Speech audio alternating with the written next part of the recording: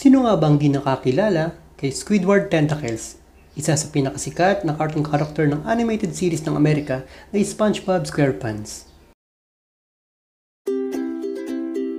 Pero bago lahat, huwag natin kalimutang mag-subscribe, likes, comment, shares at huwag natin kalimutang i-hit ang bell button para sa sunod-sunod na updates sa ating YouTube channel. Maraming salamat mga repa!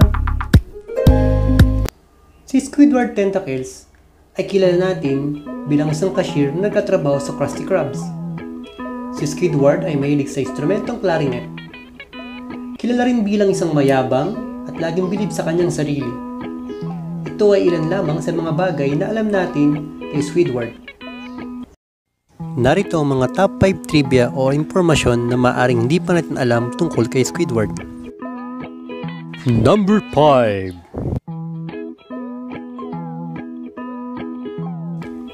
Si Squidward ay isang anthropomorphic octopus. Ayon sa creator ng cartoon series na ito, na SpongeBob SquarePants na si Stephen Hillenburg, ay imbis na 8 arm or tentacles ay ginawa na ng niyang 6. Dahil mas convenient daw at mas madaling gawin sa animation ang 6 na galamay.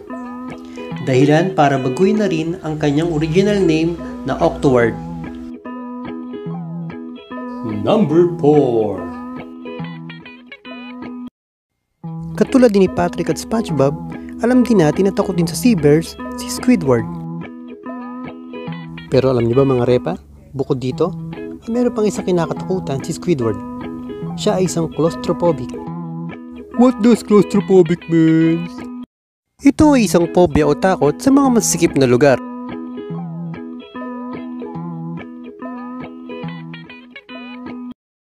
Number 3.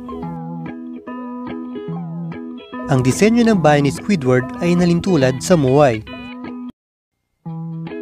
Ang Moai ay isang monolithic human figure carved na gawa ng mga Rapa Nui people on Easter Island sa Eastern Polynesia.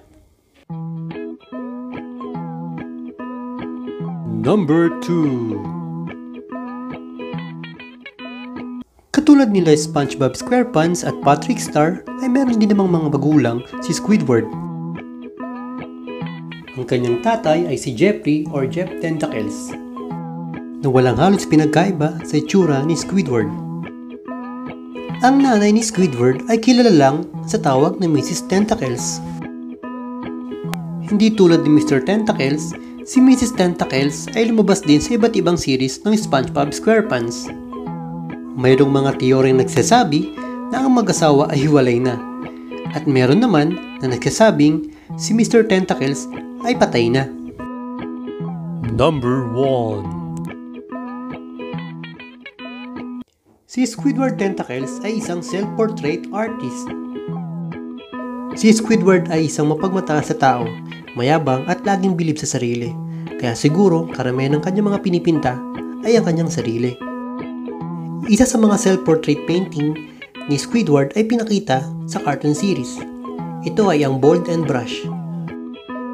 Alam niyo ba mga repa, na mayroong 492 na self-portrait paintings si Squidward na matatagpuan sa kanyang bahay.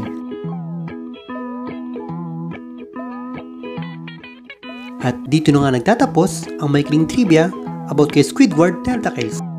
Sana mga repa ay nagustuhan nyo ang ating maikling video about kay Squidward. At kung nagustuhan nyo ang ating video ay mag-iwan lamang ng comment or suggestion para sa ating mga susunod pa na video. Maraming salamat mga repa!